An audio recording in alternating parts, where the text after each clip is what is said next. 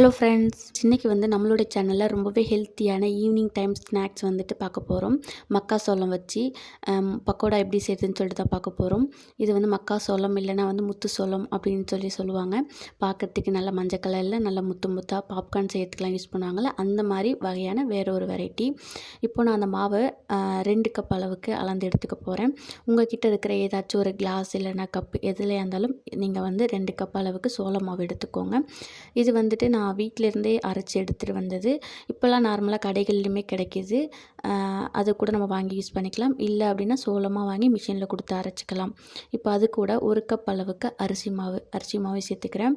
மக்காசோள மாவு கொஞ்சம் அந்த பைண்டிங் கன்சிஸ்டன்சி இருக்காது. அதனால் நான் கோதுமை மாவு 1/2 கப் அளவுக்கு சேர்த்துக்க போகிறேன்.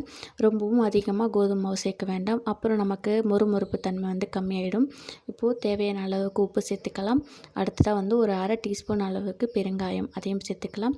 நான் நல்லா கலர் கொடுக்கறதுக்காக வேண்டி மஞ்சள் பொடி ஒரு 1/4 டீஸ்பூன்லேருந்து 1/2 டீஸ்பூன் வரைக்கும் சேர்த்துருக்கிறேன். காரம் எதுவும் இன்றைக்கி சேர்க்க போகிறது கிடையாது. உங்களுக்கு விருப்பப்பட்டால் நீங்கள் மிளகாய்த்தூள் கூட சேர்த்துக்கலாம். அது கூட 1 டேபிள் ஸ்பூன் அளவுக்கு எள்ளு சேர்த்துருக்கிறேன். ஓமமும் இருந்தால் கூட நீங்கள் சேர்த்துக்கோங்க. அதோடைய ஃப்ளேவரும் நல்லாயிருக்கும். இப்போ நம்ம சேர்த்த இந்த எல்லா பொருட்களையுமே நல்லா மிக்ஸ் பண்ணிக்கலாம் ஒரு டைமு.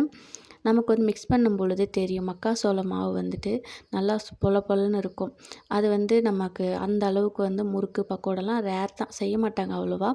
வெங்காயம் பச்சை மிளகாயெல்லாம் கட் பண்ணி போட்டு போண்டா பக்கோடாலாம் செய்வாங்க. இந்த மாதிரி செய்ய மாட்டாங்க அவ்வளோவா. நம்ம வெங்காயம் கட் பண்ணி போட்டோன்னா ரொம்ப சீக்கிரம் கெட்டுடும். அதனால் நம்ம இந்த மாதிரி செஞ்சு ஸ்டோர் பண்ணி வச்சிட்டோன்னா ரொம்ப நாளைக்கு வரும். இப்போ கொஞ்சம் கொஞ்சமாக தண்ணி தெளிச்சதுக்கு அப்புறம் நான் 1 டீஸ்பூன் அளவுக்கு நெய் சேர்த்துக்கிறேன். நெய் சேர்த்து கொஞ்சம் நல்லா பிசைஞ்சு கொடுத்தப்புறம் அதுக்கப்புறம் இன்னும் கொஞ்சம் தண்ணி தெளிச்சிக்கலாம். ஏன் ஃபஸ்ட்டே நெய் சேர்க்கல அப்படின்னா ரொம்ப மாவெல்லாம் வர வரன்னு இருக்கும். நெய் கம்மியாக தான் சேர்க்க போகிறோம். அது எல்லா பக்கங்களையும் அவ்வளோவா மிக்ஸ் ஆகிறதுக்கு கஷ்டம். அதனால் நான் கொஞ்சம் தண்ணி தெளித்து ஓரளவுக்கு கைக்கு பிடிமான ஆகிற ஸ்டேஜ் வரப்போ நான் கொஞ்சம் நெய் சேர்த்துக்கிறேன். எண்ணெய் இருந்தாலும் எண்ணெய் சேர்த்துக்கோங்க. இப்போது நம்ம நார்மலாக முறுக்கு மாவெல்லாம் பிசைவோங்கள்ல, அந்த மாதிரி தான் நம்ம பிசைய போகிறோம்.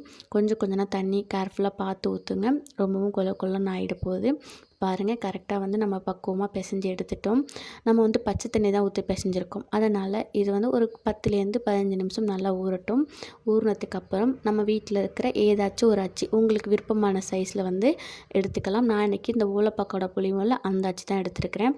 எண்ணெய் நல்லா ஹீட் ஆனதும் மீடியம் ஃப்ளேமில் வச்சுக்கோங்க.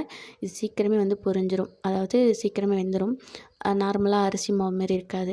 அதோட நம்ம இந்த மாதிரி பிழிஞ்சு கொடுக்குறப்போ நம்ம அரிசி மாவு உளுந்தெல்லாம் போட்டு மாவு அரைப்போம்ல, அதெல்லாம் நல்லா லென்த்தியாக விழுறதுக்கு அவ்வளோ சீக்கிரம் விழாது. நம்ம தான் தட்டி விடுற மாதிரி இருக்கும். ஆனால் இது பொல பொலன்னு அதுவே கொட்டும். அதனால் கொஞ்சம் பார்த்து கேர்ஃபுல்லாக நமக்கு விருப்பமான அச்சு வச்சு புழிஞ்சு எடுத்துக்கலாம். அதோட வேகிறதுக்கும் ரொம்பவே ஈஸியாக சூப்பராக வெந்துடும். நல்லா இந்த அளவுக்கு செவந்து வந்ததுக்கப்புறம் நுரையெல்லாம் அடங்கினதுக்கப்புறம் நம்ம எடுத்துக்கலாம். அவ்வளோதான் ஃப்ரெண்ட்ஸ், ரொம்பவே சூப்பராக ஹெல்த்தியான நம்மளுடைய மக்காச்சோளம் வச்சு ஸ்நாக்ஸ் இப்போ ரெடி ஆகிடுச்சு. கண்டிப்பாக நீங்கள் ஈவினிங் ஸ்நாக்ஸாக குழந்தைங்களுக்கு செஞ்சு கொடுங்க. அது மட்டும் இல்லாமல் ரொம்பவே முறுமுறுன்னு இருக்கும். கண்டிப்பாக ட்ரை பண்ணி பார்த்துட்டு கமெண்ட்ஸில் சொல்லுங்கள் எப்படி இருக்குதுன்னு. தேங்க்யூ ஃபார் வாட்சிங்.